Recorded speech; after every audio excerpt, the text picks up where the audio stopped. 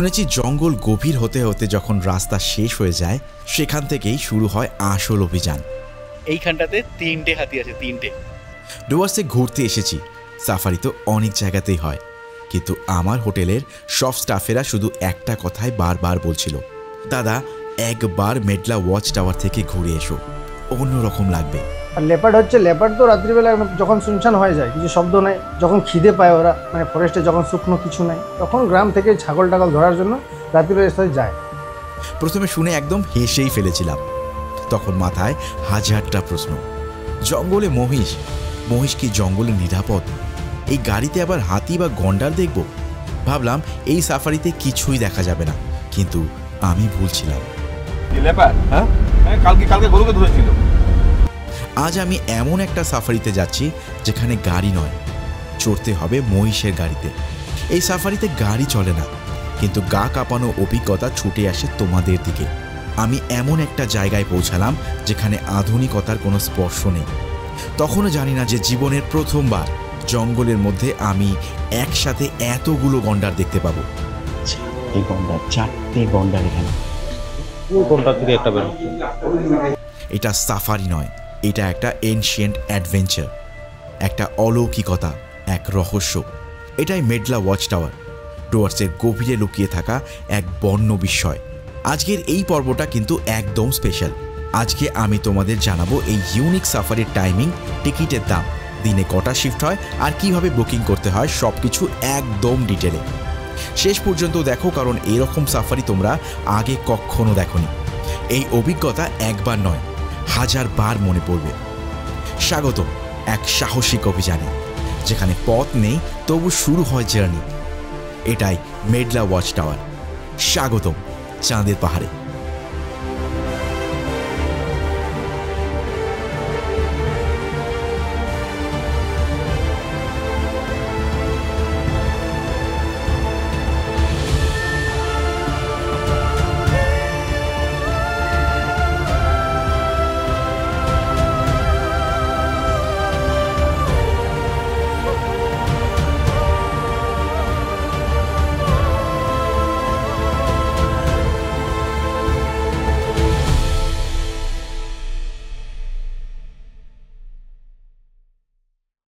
Good morning সবাইকে।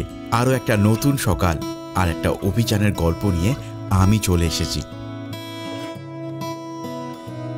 একটা অনবদ্য সকাল আজ আমি ডুয়ার্সে কাটাচ্ছি, আর আজকের প্ল্যানটাও কিন্তু ভীষণ স্পেশাল, যেটা তোমরা কিছুক্ষণের মধ্যেই জানতে পারবে। আমি সকাল সকাল একটু দৌড়ে নিচ্ছি, না হলে শরীর একদিন বলবে এই ফাস্টফুডের দোকানটাকে আমি আর বহন করতে পারছি না। জোকস অ্যাপার্ট, আসলে আর কিছুক্ষণের মধ্যেই লুচি আলুর দম ব্রেকফাস্টে ঢুকবে, তাই ভাবলাম একটু ওয়ার্কআউট করে নিই। চলো ব্রেকফাস্ট টেবিলে বসেই তোমাদের সাথে আবার কথা হচ্ছে। এবার চলে এসেছে আমার কাছে আমার সকালের ব্রেকফাস্ট। আজকে ব্রেকফাস্টে কী আছে একবার দেখে নেওয়া যাক। আজকে ব্রেকফাস্টে আমার কাছে আছে গরম গরম লুচি, আর তার সাথে একদম পুরো এরকম সাদা আলুর তরকারি। আমার দারুণ লাগে খেতে এটা। আর তার সঙ্গে আমার কাছে কিন্তু কিছু মিষ্টিও আছে। আমি এতগুলো তো খাবো না, বাট একটা ডেফিনেটলি ট্রাই করবো এখান থেকে। খেয়ে একবার দেখা যাক যে এটা টেস্ট কী বা টেস্ট কেমন। যদিও ভাই গত কয়েকদিনে আমি যা খাবার এখান থেকে খেয়েছি, তারপরে আমি ড্যাম শিওর যে এই খাবারটার টেস্টও কিন্তু অনবদ্যই হবে।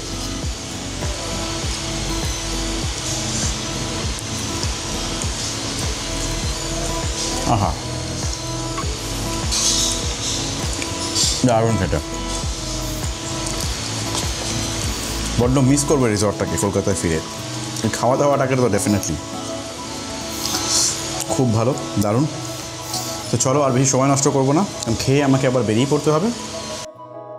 টাস্কার ট্রি কান্ট্রির দাদা আমাকে বারবার একটা জায়গার কথা সাফারির জন্য বলছিল, মেডলা ওয়াচ টাওয়ার। এই সাফারিটা নাকি খুবই ভালো এবং এখান থেকে রাইনো দেখার চান্স 200%। মানে এক কথায় বলতে পারো এখান থেকে রাইনো দেখা যাবেই যাবে। তাই আজ শেষমেশ ওখানেই যাব বলে ঠিক করেছি।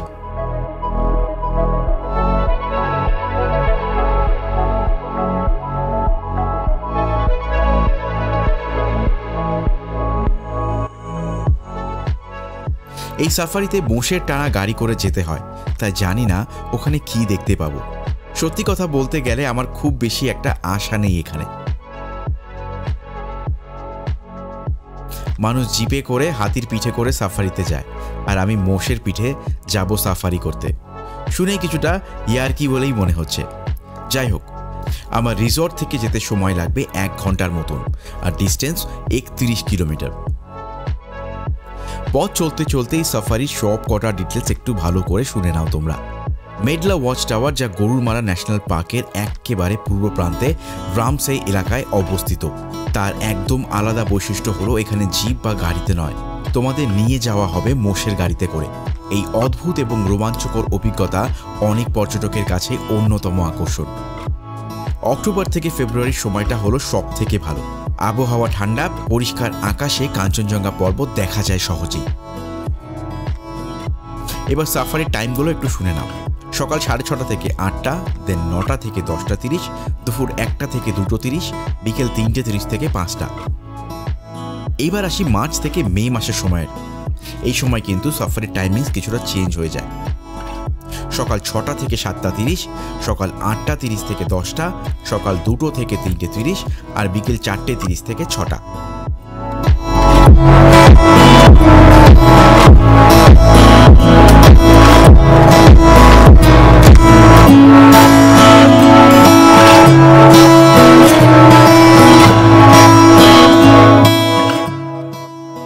তো আমি কিন্তু পৌঁছে গেছি মেঘলা ওয়াচ টাওয়ারে।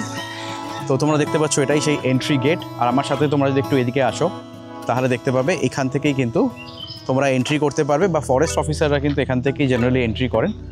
আজকে যে রাইডটা আমি করতে যাচ্ছি বা যে সাফারিটা আমি করতে যাচ্ছি, সেই সাফারিটা হচ্ছে বাফেলো সাফারি। এটা একটা ইউনিক সাফারি, কারণ কি আমরা জিপ সাফারি দেখেছি, আমরা এলিফ্যান্ট সাফারি দেখেছি, বাট এই বাফেলো সাফারির ব্যাপারে আমার কিন্তু খুব বেশি আইডিয়া ছিল না। আমি এখানে এসে জানতে পারি সেই জিনিসটা, অ্যান্ড দেন আমি ডিসাইড করি যে এই জিনিসটাকে আমি করব।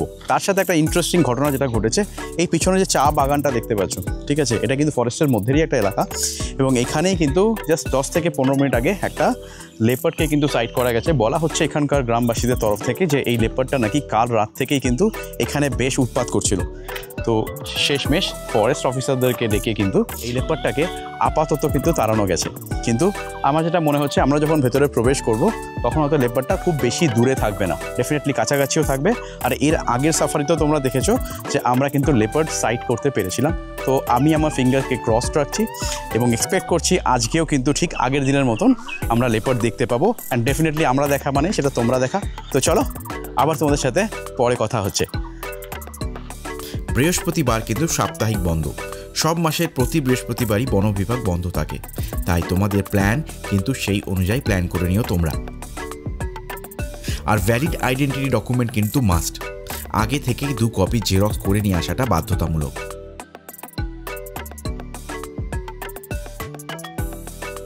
টিকিট ও খরচের বিস্তারিত তালিকা 2025 অনুযায়ী। এন্ট্রি ফি 120 টাকা। ফরেস্টের এন্ট্রি চার্জ বাফেলো সাফারিতে 200 থেকে 300 টাকা। গাইড চার্জেস কিন্তু 150 থেকে 200 টাকা। আর বলে রাখি, সরকারের অনুমোদিত গাইড কিন্তু বাধ্যতামূলক। ক্যামেরার চার্জ পড়বে 100 থেকে 250 টাকা। মোবাইল এখানে ফ্রি, আর ডিএসএলআর হলে অতিরিক্ত চার্জ পড়বে।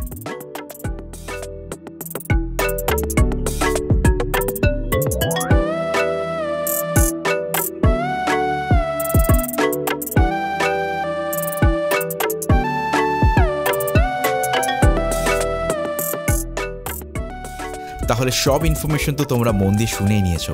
চলো এবার সাফারির দিকে যাওয়া যাক।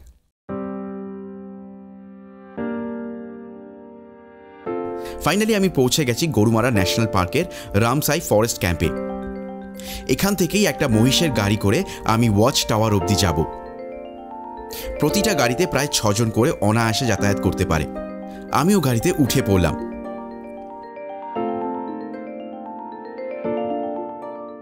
গাড়ি চলা শুরু করলো।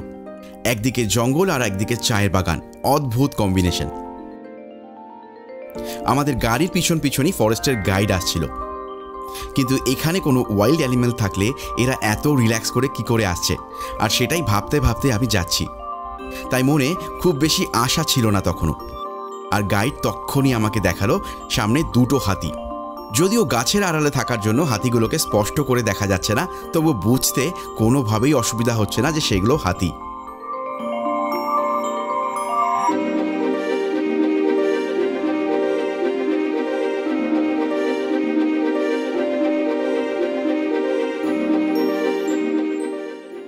তখনও আমি জানতাম না যে সাফারিটাকে আমি ডুয়ার্সের সব থেকে হালকা ভাবছিলাম, সেটাই আমাকে লাইফের সব থেকে বেশি রাইনো দেখাতে সাহায্য করবে।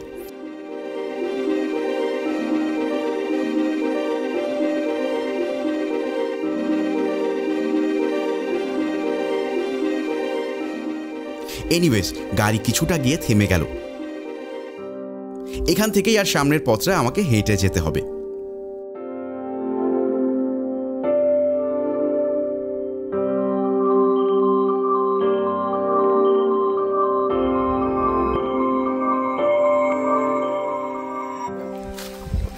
ন্যাশনাল মাঝখান দিয়ে যে নদীতে এসেছে তার নাম হলো মুক্তি।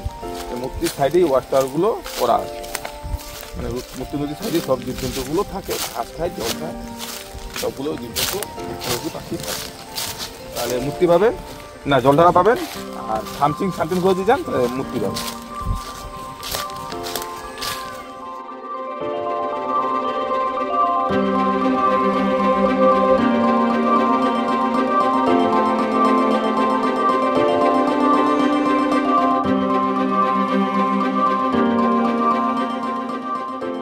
কিছুটা এগোতেই আমার চোখে একটা ময়ূরও পড়ল। এবার আমার একটু একটু করে মনে হচ্ছে যে সত্যিই হয়তো এই জায়গাটা অতটাও খারাপ নয়।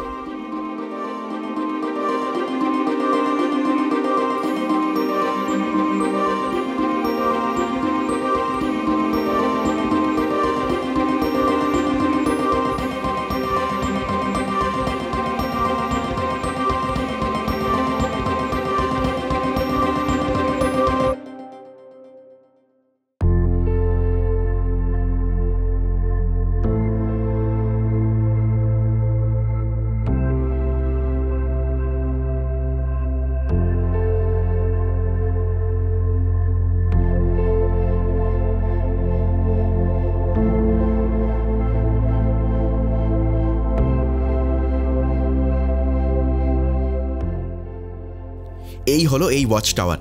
চলো কথা না বাড়িয়ে উপরে উঠে যাওয়া যাক।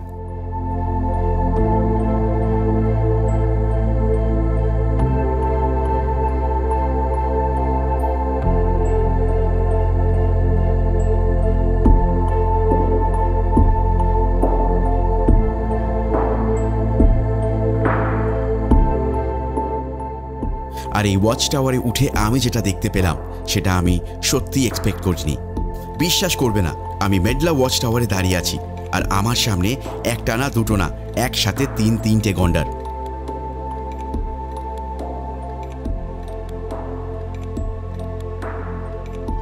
এখানে 4টে গন্ডার আছে, 4টে। একদম কথা বলো না, জাস্ট আস্তে আস্তে আসো। কোনটার দিকে একটা বেরো।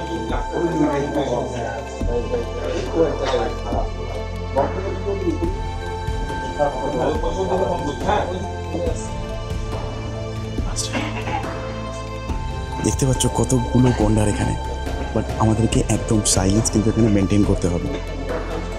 4টে গন্ডার চোখের সামনে ঘুরে বেড়াচ্ছে। জাস্ট একবার ভেবে দেখো তোমরা, অসাধারণ লাগছে, অসাধারণ লাগছে, জাস্ট অসাধারণ, ফাটাফাটি। কিছু বলে ব্যক্ত করার আমার কোনো ভাষা নেই। আরও দুখানা গন্ডার চোখের সামনে, এদিকে দুটো, তার সঙ্গে এইদিকে কিন্তু আরো 4টে এদিকে আছে। দেখো এখানে 3টে, একটা 4টে এদিকে, আর একটু এদিকে আসলেই আরো দুখানা। মানে গন্ডার এখানে 4 দিকে দেখা যায়। ডেফিনেটলি কিন্তু এই জায়গাটা তোমাদের জন্য রেকমেন্ডেড থাকলো, মাস্ট ভিজিট করো।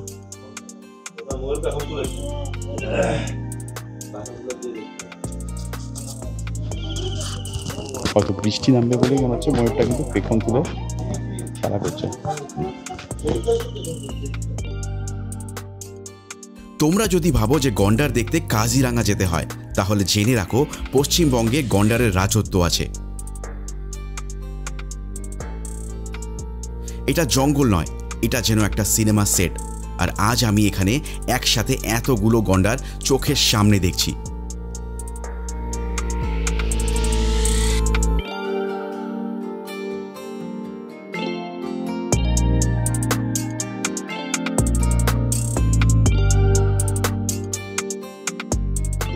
গন্ডার ওই এইটা ওই যে রাস্তাটা অনেক দূরে দেখুন কালো দেখা যাচ্ছে। আচ্ছা আচ্ছা। আর ওপর গন্ডাররা সাধারণত একা থাকে, কিন্তু এখানকার খোলা মাঠে এদের একসাথে দেখা মানে ভগবানের দর্শন। মা আর বাচ্চা গন্ডার একসাথে, ডুয়ার্সে এমন দৃশ্য বারবার আসে না। এই মুহূর্তটা আমি কোনো দিনও ভুলব না। সামনেই দাঁড়িয়ে মা গন্ডার আর তার সাথে ছোট্ট ছানা। ছানাটা মায়ের চারপাশে ঘুরছে, খেলছে, আর মা গন্ডার ধৈর্য ধরে পাহারা দিচ্ছে। গন্ডাররা সাধারণত একাকী প্রাণী, কিন্তু মা আর ছানার এই বন্ধন এক অন্যরকম অনুভূতি দেয়। আজ বুঝলাম প্রকৃতি মায়ের মতন নিঃশব্দ, কিন্তু সব সময় আগলে রাখে তার সন্তানকে। সত্যি না আসলে ভীষণ মিস হয়ে যেত। এটা একটা সাফারি নয়, এটা একটা জাদুর দুনিয়া। প্রকৃতির এই জাদু চোখে না দেখলে বিশ্বাস হতো না। তোমরা কি জানো এখানে গাড়ি যায় না, হর্ন বাজে না, ইঞ্জিনের শব্দ নেই, তারা নেই। গন্ডাররাও ভয় পায় না। ওরা আসে, হাঁটে, পাশে দাঁড়িয়ে আমাদের দেখে, একটুও বিচলিত হয় না। এই জন্যই মেডলা ওয়াচ টাওয়ার এতটা আলাদা। যাওয়ার সময় যেই হাতিটাকে দেখেছিলাম সেটা এখনও ওখানেই দাঁড়িয়ে আছে। আজ মেডলা ওয়াচ টাওয়ার থেকে ফিরছি, কিন্তু হৃদয়ে রয়ে গেল সেই দৃশ্য, মা ও ছানা গন্ডার একসাথে। তোমরা এই জায়গাটাতে অবশ্যই এসো, কথা দিলাম দারুণ লাগবে। এটা শুধু একটা সাফারি নয়, এটা প্রকৃতির সাথে একটা নিঃশব্দ বন্ধন। ডুয়ার্সের বুকে এমন জায়গা খুবই কম আছে, আর এই অভিজ্ঞতা আজ আমার নিজের চোখে দেখা হয়ে গেল। তো আজকের এপিসোডটা আমি এখানেই শেষ করছি। আগামী পর্বে তোমাদের জন্য থাকবে নতুন কোনো জায়গার গল্প। তো ততক্ষণের জন্য সবাই ভালো থেকো, সবাইকে ভালো রেখো, আর গুড বাই ফ্রম টিম চাঁদের পাহাড়।